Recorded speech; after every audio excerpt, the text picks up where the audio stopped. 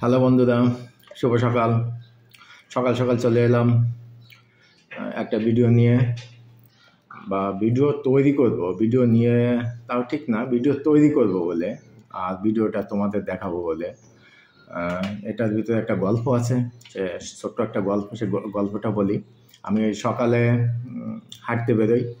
হাঁটতে বেরোনোর পরে মাঝে মাঝে ফোন আসে যে এই সবজি নাই, এই মাছ নাই, এটা তুমি যখন হাঁটতে গেছো তো বাজার থেকে নিয়ে এসো। তো আমি বললাম ঠিক আছে, বাজার তো আমারই করা লাগে, সংসার যেহেতু আমারই করা লাগে। তো একদিন বললো যে আজকে একটু মূলো বেগুন নিয়ে এসো। তো বাজার থেকে আমি মূলো বেগুন আনছি, তা সে প্রায় 5-6 দিন আগের কথা। মূলো বেগুন আনছি, এর ভিতর কখনো মূলো বেগুনের কোনো তরকারি হয় না।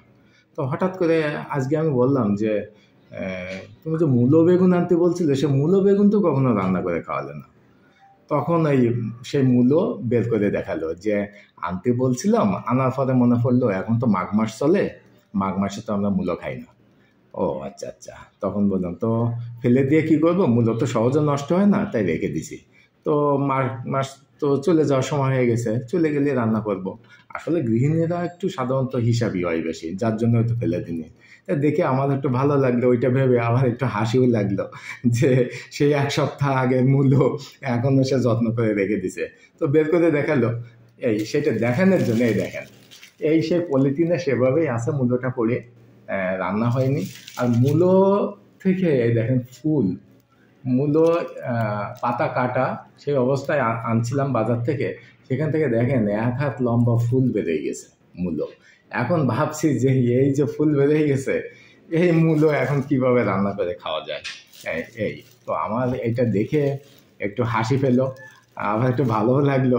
তা বললাম যে বন্ধুদের এটা একটু শেয়ার করে দেখাই। সে বেগুনগুলো আছে, অনেকগুলো বেগুন আনছিলাম, এটা এখন বড় বড় বেগুন, এখনো 3টে বেগুন রেখে দিছে যে সে মূলো বেগুন আমাকে ঠিকই রান্না করে খাওয়াবে এই জন্য।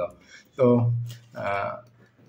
এই ছিল আজকের ভিডিও, মূলত যে বিষয়টা তোমাদের সাথে শেয়ার করব যে গৃহিণী যারা প্রতি ঘরে গৃহিণী আছে সংসারের, তারা সংসার দেখাশুনো করে, তো তারা সবসময় চায় যে সংসারে কোনো একটা কিছু যাতে ক্ষতি না হয়।